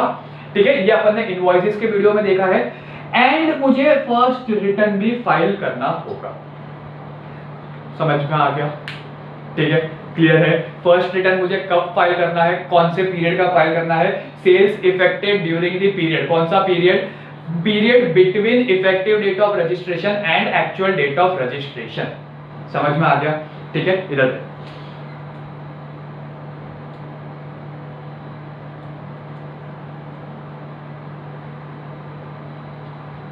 नेक्स्ट, फर्स्ट रिटर्न इतना ही है। कब एप्लीकेबल होगा? अगर तुमने with in 30 days from point of liability registration के लिए अप्लाई कर लिया, तो उसके बाद अगर आफ्टर 30 डेज करते हो तो फर्स्ट रिटर्न वाला केस नहीं आएगा। ये इंपॉर्टेंट है। ठीक है, क्वेश्चन आएगा फर्स्ट रिटर्न का, तो ये पॉइंट ध्यान में रखना, तुमने रजिस्ट्रेशन के लिए अप्लाई कब किया। ठीक है, next annual return. Annual return मतलब सालाना रिटर्न जो तुम फाइल करते हो। ठीक है, फर्निश्ड बाय एवरी पर्सन। कौन फर्निश करेगा? Every person excluding CTP, NRTP, ISD, TDS, TCS, ECO etcetera. ये लोग अगर तुम कॉमन सेंस लगाओगे ना, तो देख, कैजुअल टैक्सेबल पर्सन और नॉन रेसिडेंट टैक्सेबल पर्सन, ये लोग टेम्पररी रजिस्टर्ड होते हैं। ठीक है, ये लोग टेम्पररी रजिस्टर्ड है, तो इनको सालाना रिटर्न क्यों भरवाओ? एनुअल रिटर्न कौन भरेगा? जो परमानेंटली रजिस्टर्ड है। ठीक है, तो ये दोनों तो टेम्पररी रजिस्टर्ड है, सीटीपी और एनआरटीपी, तो वो तो वैसे ही एक्सक्लूड हो गए कॉमन सेंस कि भाई ये लोग टेम्पररी रजिस्टर्ड है, तो ये लोग से एनुअल रिटर्न क्यों भरा? ठीक है, next ISG, TDS, TCS, eco. TDS, TCS भी कैसा है ना कि ये लोग सप्लाई करे नहीं करे कोई फर्क नहीं पड़ता। ये लोगों ने रजिस्ट्रेशन फॉरमोस्ट क्यों लिया है? क्योंकि ये लोग टैक्स डिडक्ट कर रहे हैं और कलेक्ट कर रहे हैं। ठीक है, इन लोगों के लिए सप्लाई करना मैंडेटरी नहीं है कि भाई अगर मैंने टीडीएस में रजिस्ट्रेशन लिया तो मुझे सप्लाई करना ही पड़ेगा। नहीं, सप्लाई कर रहा हूं इसीलिए मैंने टीडीएस में रजिस्ट्रेशन नहीं लिया, मैं टैक्स डिडक्ट कर रहा हूं इसीलिए रजिस्ट्रेशन लिया। तो देखा जाए तो टीडीएस, टीसीएस भी लॉजिकली एक्सक्लूड किए हैं। ठीक है, लास्ट बचता है input service distributor. Input service distributor का concept as such inter level पे नहीं है, तो अभी अपन डिस्कस करके टाइम वेस्ट भी नहीं करेंगे। तो तुमको एक ही याद रखना है कि भाई इनपुट सर्विस डिस्ट्रीब्यूटर और ईसीओ है वो भी नहीं आएगा। ठीक है, तो कौन कौन एनुअल रिटर्न फाइल करेगा? एवरी पर्सन एक्सक्लूडिंग मतलब ये लोग एनुअल रिटर्न फाइल नहीं करेंगे। कौन है? लॉजिकली तो चार अपन को याद है, CTP, NRTP, TDS and TCS. बचे कौन? दो, आईएसजी एंड ईसीओ। ठीक है, ये रिटर्न होगा रिटर्न अंडर सेक्शन 44, इसको अपन बोलेंगे जीएसटीआर 998। ठीक है, इसके बाद कब फाइल करना है? By 31 December of the next financial year. By 31 December of the next financial year लिखा है, मतलब क्या? अप्रैल 19 से लेकर 31 मार्च 20 तक का जो पीरियड है, उस पीरियड का एनुअल रिटर्न में 31 दिसंबर 2020 तक या उसके पहले कभी भी फाइल कर सकता हूं। 1 अप्रैल 2019 से लेकर 31 दिसंबर 1 अप्रैल 2020 से लेकर 31 दिसंबर 2020 के बीच में मैं कभी भी फाइल कर सकता हूं। समझ में आ गया? ठीक है, एनुअल रिटर्न जब मैं फाइल करूंगा तो एनुअल रिटर्न के साथ मुझे मेरा जो ऑडिटेड एनुअल अकाउंट्स है उसका कॉपी एज वेल एज एक रिकंसिलिएशन स्टेटमेंट देना पड़ेगा। रिकंसिलिएशन स्टेटमेंट में जो वैल्यू ऑफ सप्लाई है वो रिकंसाइल करूंगा। अभी देख, फाइनेंशियल स्टेटमेंट्स में मैंने सेल्स दिया है। ठीक है, जीएसटीआर 1 में भी मैंने सेल्स का डेटा दिया है। तो बट ऑब्वियस है ना, मेरा जीएसटीआर 1 का डेटा, सेल्स का डेटा और मेरा फाइनेंशियल स्टेटमेंट का जो टोटल सेल्स है वो मेरा मैच होना चाहिए। अप्रैल, मई, जून, जुलाई, अगस्त, सितंबर, अक्टूबर, नवंबर, दिसंबर, जनवरी, फरवरी और मार्च, 12 के 12 महीने का मैंने जीएसटीआर 1 दिया है। वो 12 महीने के जीएसटीआर 1 का जो भी सेल्स का टोटल है, that total should match with my sales shown in financial statement. ठीक है, अगर दोनों के बीच में कोई डिफरेंस है तो वो डिफरेंस का रिकंसिलिएशन स्टेटमेंट मुझे एनुअल रिटर्न के साथ फाइल करना है। समझ में आ गया? एनुअल रिटर्न कौन फाइल करेगा? Every person excluding CTP, NRTP, TDS, TCS, ISD and ECO. ठीक है, कब फाइल करेगा? It is called as GSTR 9 और 9A to be filed by 31 December of the next financial year. ठीक है, क्या क्या फाइल होगा एनुअल रिटर्न के साथ? एक ऑडिटेड फाइनेंशियल स्टेटमेंट का copy, plus reconciliation statement reconciling the value of supply. Value of supply मतलब जो वैल्यू मैंने जो सेल्स का वैल्यू फाइनेंशियल स्टेटमेंट्स में दिख रहा है, ऑडिटेड फाइनेंशियल स्टेटमेंट्स में वो, एंड जो सेल्स मैंने जीएसटीआर 1 में 12 महीने में डाला है वो, उन दोनों का टोटल मैच करेंगे, दोनों के बीच का अगर कुछ डिफरेंस है तो वो डिफरेंस का रिकंसिलिएशन स्टेटमेंट जाएगा। समझ में आ गया? ठीक है। नेक्स्ट, एनुअल रिटर्न में एक अमेंडमेंट आया है। वो अमेंडमेंट क्या बोलता है कि अगर तेरा टर्नओवर 2 करोड़ से नीचे है, अगर तेरा टर्नओवर 2 करोड़ से कम है एंड तूने before due date annual return file नहीं किया, मतलब 31 दिसंबर तक अगर तूने एनुअल रिटर्न फाइल नहीं किया है, if your turnover is less than 2 CR and if you have not filed annual return before the due date, then only for the financial year 2017-18 and financial year 2018-19 you are not required to file annual return।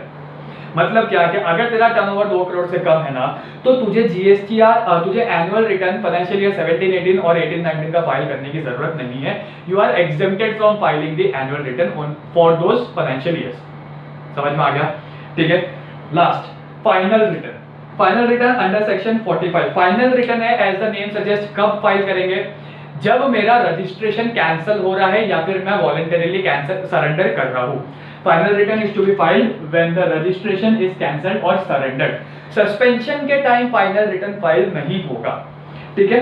GSTR 10 हो गया तुम्हारा, कब file करना है? Within 3 months, within 3 months from the actual date of cancellation और order of cancellation whichever is earlier. समझ में आ गया? पक्का फाइनल रिटर्न इतना ही है। जीएसटीआर 10 अभी देख, अपन ने जीएसटीआर 1 देखा सेल्स का, जीएसटीआर 3 भी देखा समरी रिटर्न, जीएसटीआर 4 देखा कंपोजिशन स्कीम या कंसेशनल रेट, जीएसटीआर 5 अपन ने देखा non resident taxable person, GSTR 9 अपन ने देखा एनुअल रिटर्न, जीएसटीआर 10 देखा फाइनल रिटर्न, जीएसटीआर 11 यूआईएन बाकी है। ठीक है, अपन थोड़ी देर में अभी देखेंगे। इधर वापस ये पूरा बोर्ड एक बार रिकैप देख लेते हैं। नॉन रेजिडेंट टैक्सेबल पर्सन है 20th of the next month और within 7 days from the expiry of the validity period whichever is earlier monthly return file करना है। ठीक है, इतना ही है। इसको जीएसटीआर 1, 3B और एनुअल रिटर्न फाइल करने की जरूरत नहीं है। फाइनल फर्स्ट रिटर्न कब एप्लीकेबल होगा? Only when you have applied for registration within 30 days from the point of liability. ठीक है, अगर मैंने विदिन 30 days अप्लाई किया है for registration within point of liability, तो there will be a difference between my effective date of registration and actual date of registration. जो भी मेरा डिफरेंस पीरियड है, उस डिफरेंस पीरियड में अगर मैंने कोई सेल्स किया है तो उस सेल्स का मुझे रिवाइज टैक्स इनवॉइस अपलोड करना पड़ेगा, एज वेल एज उस सेल्स का डेटा मुझे फर्स्ट रिटर्न में डालना पड़ेगा। ठीक है, फर्स्ट रिटर्न में कब फाइल करूंगा? Along with GSTR 1। रजिस्ट्रेशन के बाद मैं जो भी पहला जीएसटीआर 1 फाइल करता हूं उसके साथ फर्स्ट रिटर्न भी फाइल करूंगा। Next, annual return. Annual return कौन फर्निश करेगा? एवरी पर्सन एक्सक्लूडिंग में 4 लॉजिकल अपन ने क्या क्या देखा था? TDS, TCS, CTP and non resident taxable person. इसके अलावा आईएसडी और ईसीओ है, ये लोग फर्स्ट एनुअल रिटर्न फाइल नहीं करेंगे। एनुअल रिटर्न किस में फाइल होगा? जीएसटीआर 9 में। कब फाइल होगा? By 31 December of the next financial year. ठीक है, एनुअल रिटर्न के साथ साथ मैं copy of audited financial statement दूंगा as well as reconciliation statement दूंगा। रिकंसिलिएशन स्टेटमेंट में क्या आएगा? Difference, if there is any difference between GSTR 1 sales and audited financial statement का सेल्स, ठीक है, दोनों के बीच का जो भी डिफरेंस रहेगा that difference will be reconciled in the reconciliation statement. समझ में आ गया? लास्ट आएगा फाइनल रिटर्न। फाइनल रिटर्न कब आता है? जब मेरा रजिस्ट्रेशन कैंसिल होने वाला होता है या फिर मैं जब रजिस्ट्रेशन सरेंडर करता हूँ। ठीक है, जीएसटीआर 10 हो गया, कब फाइल करना है? Within 3 months from the date of cancellation, actual date of cancellation और order of cancellation whichever is earlier. समझ में आ गया? वीडियो को पॉज कर और इसको एक बार फटाफट लिख ले। तुम्हारा रिटर्न्स का 90% चैप्टर यहाँ पर खत्म हो चुका है। थोड़ा सा एक पार्ट बाकी है, वो अपन नेक्स्ट सेशन में देखेंगे। ठीक है, एक बार इसको पॉज कर ले और इसको फटाफट उतार। चलो,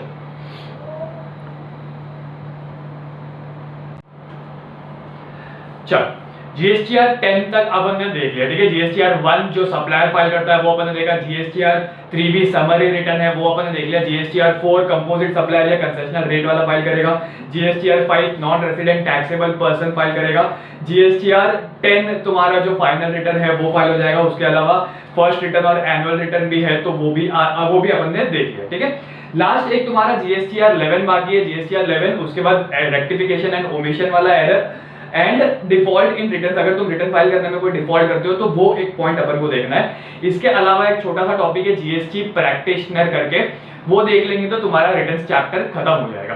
ठीक है, इधर देख, GSTR 11 is to be filed by UIN holder. UIN holder कौन होता है? Unique identification number. यूआईएन मतलब यूनिक आइडेंटिफिकेशन नंबर, ठीक है। तो जो यूआईएन होल्डर्स होते हैं ना, तुम्हारे जो यूआईएन होल्डर्स होंगे, ठीक है, वो लोग जीएसटीआर 11 फाइल करेंगे। जीएसटीआर 11 क्यों फाइल करते हैं? क्योंकि अगर उन्होंने अपने इनवर्ट सप्लाईज परचेजेस पे कोई टैक्सेस पे किया है तो वो टैक्सेस का रिफंड उनको क्लेम करना होता है, तो वो रिफंड क्लेम करने के लिए जीएसटीआर 11 उनको फाइल करना पड़ता है। समझ में आ गया? GSTR 11 to be filed by UIN holder. UIN stands for unique identification number, ठीक है। UIN is issued for claiming refund of taxes paid on inward supplies, that is on purchases, ठीक है। तो जिनको भी अगर अपने इनवर्ट सप्लाईज पे रिफंड क्लेम करना है, जो यूआईएन होल्डर्स है उनको अगर अपने इनवर्ट सप्लाईज पे रिफंड क्लेम करना है तो they have to furnish GSTR 11 along with refund claim. समझ में आ गया? ठीक है। नेक्स्ट, रेक्टिफिकेशन और ओमिशन ऑफ एरर। जीएसटी में unlike income tax revised return का कॉन्सेप्ट नहीं है, ठीक है। इसके अंदर क्या बोला है, सिंपल सा फंडा है कि अगर तुमको किसी महीने में कोई रेक्टिफिकेशन या एरर दिखता है, बरोबर, तो उस महीने का जब तुम जीएसटी फ्यूचर में फाइल करोगे तब तुम अमेंड कर सकते हो by way of entering the data in amendment tables. For example, मैंने जुलाई का रिटर्न फाइल किया। जुलाई का रिटर्न अपन जीएसटीआर 3 भी कब फाइल करेंगे? अगस्त 20 को।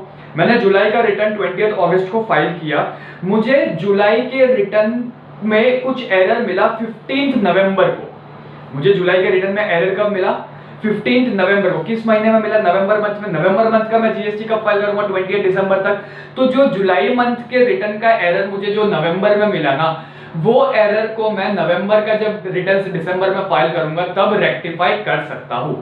समझ में आ गया? इधर रेक्टिफिकेशन और ओमिशन ऑफ एरर में there is no requirement of revised return. Question या एमसीक्यू आ सकता है कि भाई जीएसटी में अगर कुछ गलती हो जाती है तो रिवाइज्ड रिटर्न फाइल करना है कि नहीं करना है? नहीं करना है। रिवाइज्ड रिटर्न का कोई कॉन्सेप्ट नहीं है। तो भाई अपन जो भी एरर या ओमिशन होते हैं उसको कैसे डील करेंगे? नियर फ्यूचर में जब अपन जीएसटीआर 1 फाइल करेंगे, जिस महीने में अपन को एरर या ओमिशन मिलता है उस महीने का जब जीएसटीआर 1 फाइल करेंगे तो जीएसटीआर 1 के साथ साथ अपन उसके अमेंडमेंट टेबल्स में डेटा डाल देंगे। समझ में आया? ठीक है। इधर no requirement of revised return system allows amendment of details in GSTR 1. GSTR 1 is to be filed on or before 10th of the next month, ठीक है। इन अमेंडमेंट टेबल्स, टेबल 9, 10 एंड 11 तुम्हारा एक अमेंडमेंट टेबल है, वो amendment tables के अंदर तुम ये डेटा फाइल कर सकते हो। एनी टैक्स पेबल, अगर ये एरर या ओमिशन के चलते कोई टैक्स पेबल आता है, ठीक है। अब जुलाई का एरर था, नवंबर में आया, नवंबर में मुझे मालूम पड़ा, मैंने दिसंबर में उसको फाइल किया, रेक्टिफाई किया, ठीक है। तो मुझे टैक्स पेबल आ गया, एडिशनल टैक्स पेबल आ गया। तो मुझे बता जुलाई का टैक्स मैं कब पे कर रहा हूं? दिसंबर में पे कर रहा हूं, तो बट ऑब्वियस है इंटरेस्ट लगेगा। तो अगर कोई एरर या ओमिशन जो तुम रेक्टिफाई कर रहे हो वो रेक्टिफिकेशन के चलते if any tax becomes payable तो you have to pay the tax along with interest. समझ में आ गया? इधर वापस रेक्टिफिकेशन और ओमिशन जीएसटी में रिवाइज्ड रिटर्न का कोई कॉन्सेप्ट नहीं है। तो भाई अपन उसको चेंजेस कैसे एप्लीकेबल करेंगे? जिस महीने में तुमको एरर मिलता है या ओमिशन मिलता है उस महीने का जब तुम जीएसटीआर 1 फाइल करोगे तो उस जीएसटीआर 1 में अमेंडमेंट टेबल्स में तुम चेंजेस इनकॉर्पोरेट करोगे, ठीक है। अमेंडमेंट टेबल्स में चेंजेस इनकॉर्पोरेट कर लिया। रेक्टिफिकेशन या ओमिशन या एरर के चलते जब तुम उसको रेक्टिफाई करते हो और एनी टैक्स बिकम्स पेबल तो you have to pay the tax along with interest. समझ में आ गया? ठीक है। अभी इधर देख, no rectification on account of scrutiny audit inspection. अगर तुम्हारे रिटर्न का स्क्रूटिनी हो रहा है, ऑडिट हो रहा है या इंस्पेक्शन हो रहा है और उस स्क्रूटिनी ऑडिट या इंस्पेक्शन में अगर कुछ एरर या ओमिशन मिलता है ना तो उसका तुम रेक्टिफिकेशन नहीं कर सकते। समझ में आ गया? ठीक है। नॉर्मली अगर तुमको सुओ मोटो तुम्हारे खुद के वजह से अगर एरर मिलता है या ओमिशन मिलता है तो तुम रेक्टिफाई कर सकते हो। लेकिन अगर उस रिटर्न का स्क्रूटिनी हो रहा है, असेसमेंट हो रहा है, इंस्पेक्शन हो रहा है और उस स्क्रूटिनी असेसमेंट के चलते अगर कोई रेक्टिफिकेशन या एरर मिलता है, अगर कोई ओमिशन या एरर मिलता है तो उसका रेक्टिफिकेशन नहीं हो सकता। समझ में आ गया? टाइम लिमिट फॉर रेक्टिफिकेशन, ये तुम्हारा कॉमन टाइम लिमिट है। कॉमन टाइम लिमिट क्या बोलता है? रेक्टिफिकेशन मैं कब करता हूं? जिस महीने में मुझे एरर या ओमिशन मिलेगा। हाउएवर मैं लास्ट टू लास्ट रेक्टिफिकेशन कब तक कर सकता हूं? while filing on or before filing the GSTR of the September of the next financial year or date of annual return whichever is earlier। ये common time limit है। समझ में आ गया? ठीक है। रेक्टिफिकेशन वाला पार्ट क्लियर है। लास्ट देखते हैं डिफॉल्ट और डिले इन फर्निशिंग रिटर्न। अगर तुमने तुम्हारा जीएसटीआर, नॉर्मल जीएसटीआर पकड़ ले, एनुअल रिटर्न पकड़ ले, फाइनल रिटर्न पकड़ ले, ठीक है, ये अगर फाइल करते टाइम तूने कोई डिले किया या डिफॉल्ट किया तो प्रॉपर ऑफिसर तुझे एक नोटिस इशू करेगा। तुझे वो नोटिस का रिप्लाई में रिटर्न फाइल करना पड़ेगा विद इन 15 डेज। अगर तू रिटर्न फाइल नहीं करता in response to the notice तो तेरे पे लेट फी एप्लीकेबल हो जाएगा। लेट फी क्या लगता है, अगर तूने एनुअल रिटर्न फाइल करने में डिले किया, एनुअल रिटर्न कब तक फाइल करना होता है, 31 December of the next financial year, उसके पहले कभी भी तूने एनुअल रिटर्न फाइल करने में अगर डिले किया तो तुझे फीस लेट फी कितना पे करना पड़ेगा, ₹100 पर day, subject to maximum 0.25% of the turnover in state और यूनियन टेरिटरी। समझ में आ गया। एनुअल रिटर्न के अलावा अगर तू कोई और रिटर्न फाइल करने में डिले कर रहा है, एनुअल रिटर्न के अलावा अगर तू कोई और रिटर्न फाइल करने में डिले कर रहा है तो तुझे लेट फी कितना पे करना पड़ेगा, ₹100 पर डे, सब्जेक्ट टू मैक्सिमम ₹5000। समझ में आ गया। इसके ऊपर सम्स नहीं आएंगे, बट हाउएवर एक याद रख लेना क्योंकि तुमको पूछ सकते हैं। तुम्हें हार्डली तुम्हारे लेवल पे कोई इंटरेस्ट पेनल्टीज मिली है जिसमें से एक ये है, तो डेफिनेटली ये पूछ सकते हैं। हाई प्रोबेबिलिटी, हाई चांसेस है कि ये एग्जाम में आ सकता है। इसका सेक्शन मैं तुमको एक बार लिखवा लेता हूं, उसका सेक्शन लिख लेता क्योंकि काफी ऐसा होता है कि कभी कभी ये लोग ये डायरेक्टली बोल देते हैं कि भाई ये सेक्शन में क्या पेनल्टी है, ठीक है, या क्या लेट फी। इसका सेक्शन देख लेना एक बार।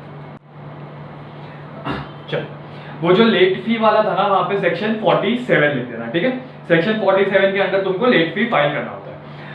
उसके बाद देख, जीएसटी प्रैक्टिशनर्स एक छोटा सा टॉपिक है। जीएसटी प्रैक्टिशनर्स मतलब क्या, जो चार्टर्ड अकाउंटेंट्स नहीं होते हैं but they can still practice under GST, ठीक है। जो सीए सीएस नहीं होते, कॉस्ट अकाउंटेंट नहीं होते, but they can still practice under GST.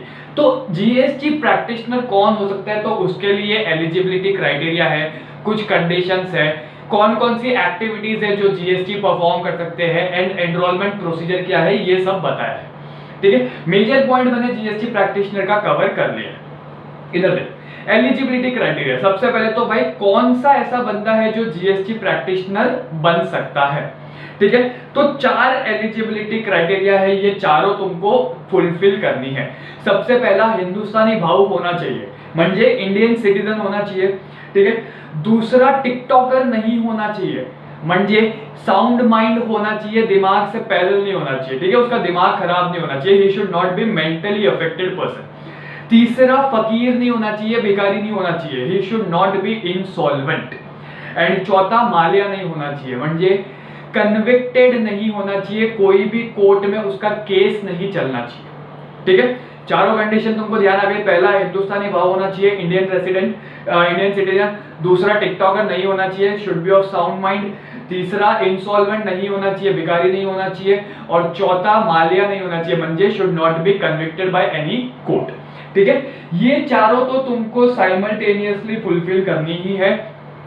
इसके अलावा एडिशनल कंडीशन है, उसमें से कोई एक कंडीशन तुमको फुलफिल करनी है। मतलब एलिजिबिलिटी क्राइटेरिया में तुमको बोल सकता हूँ कि एलिजिबिलिटी क्राइटेरिया प्लस कंडीशन मिला के टोटल 5 कंडीशन है जो तुमको सेटिस्फाई करनी है। पहली 4 तो तुमको बाय डिफॉल्ट सेटिस्फाई करनी है, उसके अलावा 5वीं जो है ना, वो इसमें से कोई भी एक कंडीशन होनी चाहिए। समझ में आ गया, ठीक है। Satisfy any of the following conditions. इसमें क्या है, पहला तो retired officer of commercial tax department होना चाहिए for more than 2 years. Commercial tax department में उसने 2 साल से ज्यादा काम करना चाहिए, and then he should be a retired officer. या फिर वो एसटीपी, सेल्स टैक्स प्रैक्टिशनर या टैक्स रिटर्न प्रिपेरर होना चाहिए फॉर मोर देन 5 इयर्स, ठीक है। पहला, commercial tax department, more than retired officer of commercial tax department more than 2 years, sales tax practitioner और tax return preparer for more than 5 years. या फिर उसके पास prescribed qualification होना चाहिए। प्रिस्क्राइब क्वालिफिकेशन क्या है, तुम्हारी सारी बेसिक क्वालिफिकेशन है, लाइक सीए होना चाहिए या फिर सीएस होना चाहिए या फिर कॉस्ट अकाउंटेंट होना चाहिए, ठीक है। उसके पास कोई भी ग्रेजुएट या पोस्ट ग्रेजुएट डिग्री होनी चाहिए इन कॉमर्स, लॉ या बैंकिंग पकड़ ले।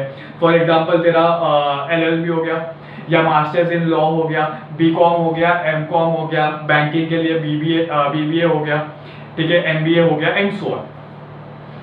Next, recognised degree examination of any foreign university. कोई भी फॉरेन यूनिवर्सिटी से अगर तूने कोई रिकॉग्नाइज्ड डिग्री ली है तो भी चलेगा, ठीक है। हार्वर्ड से तूने ग्रेजुएशन लिया है वो भी चलेगा, एंड सो ऑन। उसके अलावा any other notified exams, foreign university आ गई, नोटिफाइड एग्जाम्स आ गई, ग्रेजुएट पोस्ट ग्रेजुएशन आ गया, एनी डिग्री एग्जामिनेशन, बीएमएस वगैरह, बैफ हो गया, बीएमएस हो गया, ये सारी इसके अंदर आ जाती है, एंड सीएसीएस कॉस्ट अकाउंटेंट कवर हो गया, ठीक है। समझ में आ गया। बराबर। एडिशनल कंडीशंस इसमें से कोई एक तुमको सेटिस्फाई करनी है, कौन सी है? पहले तो retired commercial tax officer more than 2 years, दूसरा एसटीपी या TRP more than equal to 5 years, तीसरा प्रिस्क्राइब्ड क्वालिफिकेशन। प्रिस्क्राइब्ड क्वालिफिकेशन में पहला क्या है? Graduate, post graduate in any commerce, LLB और बैंकिंग सेक्टर। फिर दूसरा recognised degree examination of foreign university, तीसरा notified examination of any university, चौथा यूनिवर्सिटी, कोई भी यूनिवर्सिटी इंडिया की रिकॉग्नाइज्ड यूनिवर्सिटी कोई भी रिकॉग्नाइज्ड डिग्री होगी तो भी चलेगा, एंड पांचवा सीए सीएस या कॉस्ट अकाउंटेंट होगा तो भी चलेगा। समझ में आ गया? अब एक बार मैंने क्राइटेरिया सेटिस्फाई कर लिया, मैं जीएसटी प्रैक्टिशनर बन गया। अब मैं बीइंग अ जीएसटी प्रैक्टिशनर कौन कौन सी एक्टिविटीज कर सकता हूँ? 10 से 12 लिस्ट है, मैंने यहाँ पर 8 इजी उठाई है जो एटलीस्ट तुमको एग्जाम में याद रखनी है। बीइंग अ जीएसटी प्रैक्टिशनर कौन कौन सी एक्टिविटीज है जो मैं कर सकता हूँ? सारी की सारी बेसिक है, कॉमन है, ठीक है। अगर मैं जीएसटी प्रैक्टिशनर हूँ तो सबसे पहले तो दिमाग में क्या आएगा भाई? रिटर्न्स, ठीक है। मैं डिटेल्स, आउटवर्ड सप्लाईज और इनवर्ड सप्लाईज की डिटेल्स फर्निश करूंगा, that is GSTR 1 GSTR 2 file कर सकता हूं मैं, ठीक है, बीइंग अ जीएसटी प्रैक्टिशनर किसी और के बिहाफ पे। अभी जो देख ये काम कैसे करता है, मैं जीएसटी प्रैक्टिशनर हूं, ठीक है, तूने मुझे हायर किया, अभी तू मुझे हायर कर रहा है तो तू ये सोच के मैं तेरे लिए क्या क्या काम करूंगा, ठीक है। तो पहले तो मैं क्या करूंगा, तेरा जो सेल्स डेटा है और परचेस डेटा है वो फर्निश करूंगा, ठीक है। तो furnishing details of outward supply, inward supplies, data furnish कर लिया, जीएसटीआर 1 जीएसटीआर 2 चला गया, उसके बाद क्या आता है जीएसटीआर 3B, तो मैं तेरे रिटर्न्स फाइल करूंगा, जीएसटीआर 3B हो गया, फाइनल रिटर्न हो गया, एनुअल रिटर्न हो गया, फर्स्ट रिटर्न हो गया, जो भी रिटर्न है, ठीक है। उसके बाद तेरा जो इलेक्ट्रॉनिक कैश लेजर है जिसमें से तू टैक्स पे करेगा या जिसमें तेरे को रिफंड मिलेगा, अगर तुझे टैक्स पे करना है तो उसके अंदर पहले पैसे होने चाहिए, तो वो पैसे मैं डिपॉजिट करूंगा तेरे बिहाफ पे। समझ में आ रहा है? ठीक है। पहला पॉइंट क्या है, तेरे बिहाफ पे सेल्स रिटर्न, परचेज ये डालूंगा, सेल्स डिटेल्स और परचेज डिटेल्स। दूसरा रिटर्न्स फाइल करूंगा, first return, annual return, final return, जो भी है, ठीक है। तीसरा तेरे इलेक्ट्रॉनिक कैश लेजर में मैं डिपॉजिट करूंगा पैसे, सो दैट तू टाइम टू टाइम जीएसटी पे कर सके। चौथा, तेरे लिए अगर कोई ईवे बिल जनरेट करना है तो वो ईवे बिल मैं जनरेट करूंगा। पांचवा, अगर कोई टैक्स चालान है, अगर तुझे कोई टैक्स पे किया है, उसका कोई चालान है तो वो चालान की सारी डिटेल्स मैं मेंटेन करके रखूंगा, ठीक है। छठा, अगर तुझे कंपोजिशन स्कीम में जाना है, ठीक है, तो कैसे एनरोल करना है वो सब मैं देखूंगा। अगर तू ऑलरेडी कंपोजिशन स्कीम में और तुझे कंपोजिशन स्कीम से बाहर निकलना है तो उसके लिए इंटीमेशन क्या लेना है, कब देना है, कैसे लेना है, वो सब मैं देखूंगा, ठीक है। तो 6 पॉइंट बोलता है intimation under composition scheme, whether to opt for composition scheme or to opt out of composition scheme. Next, claim for refund, अगर कोई रिफंड क्लेम वगैरह है जो तुझे अगर कोई क्लेम करना है फॉर रिफंड वगैरह तो वो सब मैं करूंगा। एंड लास्ट, रजिस्ट्रेशन, अगर तेरा रजिस्ट्रेशन, तुझे रजिस्ट्रेशन लेना है तो मैं दूंगा, मैं तेरे लिए काम करूंगा। अगर तुझे रजिस्ट्रेशन कैंसिल करवाना है तो भी मैं तेरे लिए काम करूंगा, रजिस्ट्रेशन सरेंडर करवाना है तो भी मैं तेरे लिए काम करूंगा। However, in any case, refund और रजिस्ट्रेशन के केस में मुझे तेरा कंफर्मेशन लगेगा। विदाउट योर कंफर्मेशन मैं ये सारे काम कर सकता हूँ, मैं ये दोनों तेरे कंफर्मेशन के बिना नहीं कर सकता। बट ऑब्वियस है यार, अगर बिना तेरे कंफर्मेशन के तेरा रजिस्ट्रेशन कैंसिल करवा दिया तो आगे नहीं, समझ में आया? देख वापस 8 की 8 एक्टिविटीज, आठों की आठों सिंपल है, बेसिक है, एटलीस्ट ये तो याद रख लेना। पहला क्या है, आउटवर्ड सप्लाईज, इनवर्ड सप्लाईज का डिटेल्स। दूसरा, रिटर्न्स फाइल करूंगा। तीसरा, तेरे लिए डिपॉजिट करूंगा electronic cash ledger, so that तू टाइम टू टाइम जीएसटी पे कर सके। चौथा, तेरे लिए ईवे बिल जनरेट करूंगा। पांचवा, कोई भी चालान रहेगा उसका डिटेल्स मैं मेंटेन करूंगा। छठा, कंपोजिशन स्कीम रिलेटेड है, to either to opt in और to opt out of composition scheme, तो उसका इंटीमेशन मैं देखूंगा। नेक्स्ट, रिफंड क्लेम है तो वो रिफंड क्लेम भी मैं देखूंगा। अगर रजिस्ट्रेशन रिलेटेड कुछ इशू है तो वो रजिस्ट्रेशन रिलेटेड इशू भी मैं ही देखूंगा। समझ में आ गया? ठीक है, चल लास्ट देखते हैं प्रोसीजर। अभी देख प्रोसीजर क्या है, सिंपल सा है, 5 स्टेप है, कुछ ज्यादा इसके अंदर है। पहला, सबसे पहले कोई भी चीज पकड़ ले, कोई भी चीज पकड़ ले इन एनी लॉ, अगर तुझे किसी चीज के लिए अप्लाई करना पड़ता है तो क्या लेना पड़ेगा, एप्लीकेशन। इसमें भी सेम है, अगर मुझे as a GST practitioner apply करना है, मुझे जीएसटीपी बनना है तो मुझे क्या करना पड़ेगा, मुझे एप्लीकेशन देना पड़ेगा इन प्रिस्क्राइब्ड फॉर्म, ठीक है। जैसे ही मैं एप्लीकेशन दूंगा, मेरा एप्लीकेशन डायरेक्टली एक्सेप्ट हो जाएगा क्या? नहीं, मेरा एप्लीकेशन स्क्रूटिनाइज होगा, वेरीफाई होगा। स्क्रूटिनाइज होने और वेरीफाई होने के बाद अगर वो अप्रूव होता है तो मुझे सर्टिफिकेट मिलेगा। अगर मेरा एप्लीकेशन रिजेक्ट हो गया तो सामने वाला बंदा जो प्रॉपर ऑफिसर है जो मेरा एप्लीकेशन देख रहा था उसको मुझे प्रॉपर रीजंस देने पड़ेंगे। ठीक है, पहला क्या है, एप्लीकेशन देना है, उसके बाद एप्लीकेशन स्क्रूटिनाइज होगा, वेरीफाई होगा, मेरे को जीएसटी सर्टिफिकेट मिलेगा इफ एवरीथिंग इज प्रॉपर। अगर मेरा एप्लीकेशन रिजेक्ट हो गया तो मुझे प्रॉपर ऑफिसर को प्रॉपर रीजंस देने पड़ेंगे। ठीक है, अगर ये एक्सेप्ट हो जाता है तो my GST certificate, GST certificate will remain valid till the time it is cancelled. ठीक है, या तो मैं सुओ मोटो अपने आप कैंसिल कर सकता हूं या फिर कुछ ऐसे एक्ट्स मैं कर दूंगा जो कि लीगल नहीं है एंड उस एक्ट्स के चलते मेरा जीएसटी सर्टिफिकेट कैंसिल हो जाए।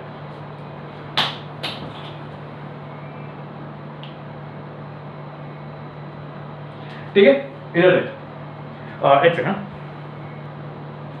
हाँ, नेक्स्ट है, it will remain valid till the time it is cancelled. Next, no person shall be eligible to remain GST unless passes exams given by NACIN. Just because मेरे को GSTP certificate मिल गया इसका ये मतलब नहीं है कि मैं आजीवन वो सर्टिफिकेट कैरी कर सकता हूँ, नहीं। NACIN है ना, time to time exams conduct करेगा and being a GST practitioner मुझे वो टाइम टू टाइम एग्जाम देना पड़ेगा, so as long as to remain GST practitioner. अगर मैं वो एग्जाम्स नहीं देता हूं तो I can not remain GST practitioner for long time. समझ में आया? अभी इधर हाउएवर अगर कोई एसटीपी या टैक्स रिटर्न प्रिपेरर है वो जीएसटीपी सर्टिफिकेट के लिए जाता है ना तो उसको विद इन 30 मंथ्स ये एग्जामिनेशन पास करनी होगी। जिस दिन एनरोलमेंट मिलता है, जिस दिन उसको सर्टिफिकेट मिलता है एज अ जीएसटीपी प्रैक्टिशनर, उसको within 30 months exams by NACIN pass करना पड़ेगा। ठीक है, within 30 months in case of STP TRP, sales tax preparer या टैक्स रिटर्न प्रिपेरर। समझ में आ गया? ठीक है, जीएसटी प्रैक्टिशनर में एलिजिबिलिटी क्राइटेरिया में 4+1 है। ठीक है, 1 क्या है, एडिशनल कंडीशंस है, एडिशनल कंडीशंस में से कोई भी एक कंडीशन तुमको सेटिस्फाई करनी है। क्राइटेरिया अगर तुम मैच कर लेते हो तो उसके बाद कौन कौन सी एक्टिविटीज है जो बीइंग अ जीएसटी प्रैक्टिशनर तुम अंडरटेक कर सकते हो। एक्टिविटीज देख लियो, उसके बाद लास्ट प्रोसीजर है, प्रोसीजर में 5 पार्ट है। एप्लीकेशन देना है, एप्लीकेशन स्क्रूटिनी और वेरीफाई होगा, फिर उसके बाद या तो एक्सेप्ट होगा या रिजेक्ट होगा। अगर रिजेक्ट हो जाता है तो प्रॉपर रीजंस देंगे, अगर एक्सेप्ट हो जाता है तो it will remain till the time it is cancelled. However, तुम ज्यादा देर तक जीएसटी प्रैक्टिशनर नहीं रह सकते अनलेस एंड अनटिल तुम नेसिन की एग्जामिनेशन पास करो। अगर तुम एसटीपी या टीआरपी हो तो तुम्हारे पास 30 मंथ्स का टाइम है to clear the examinations conducted by NACIN. समझ में आ गया? ठीक है, चलो गाइस, इसी के साथ तुम्हारा रिटर्न चैप्टर यहाँ पर खत्म होता है। Next will see mega examination, और अभी अपना मेगा एग्जामिनेशन बाकी है एंड आईटीसी बाकी है। इनवॉइसेस चैप्टर मैं कवर नहीं कर रहा हूँ, as such invoices chapter theory point of view से मोर और लेस तुम्हारा सेम ही है, तो यू कैन मैनेज दैट। ठीक है, इनवॉइसेस में एक पार्ट है जो टाइम लिमिट है टू इशू इनवॉइस, वो मैंने टाइम ऑफ सप्लाई के साथ कवर कर लिया। ठीक है, I will cover E way bill वाला कंटेंट, ई वे बिल जो इंपॉर्टेंट है वो मैं कवर कर लूंगा, उसके अलावा जो बेसिक कॉमन कंटेंट्स है ना वो मैं कवर नहीं कर रहा। ठीक है, तो इनवॉइसेस में जो ई वे बिल वाला कंटेंट है वो मैं ई वे बिल का एक अलग से 10-15 मिनट का वीडियो डाल दूंगा। मेजरली अपना खाली एक मेगा एग्जामिनेशन बचता है एंड आईटीसी बचता है, दैट्स इट। उसके अलावा अपन ने सारे के सारे चैप्टर्स कवर कर लिए।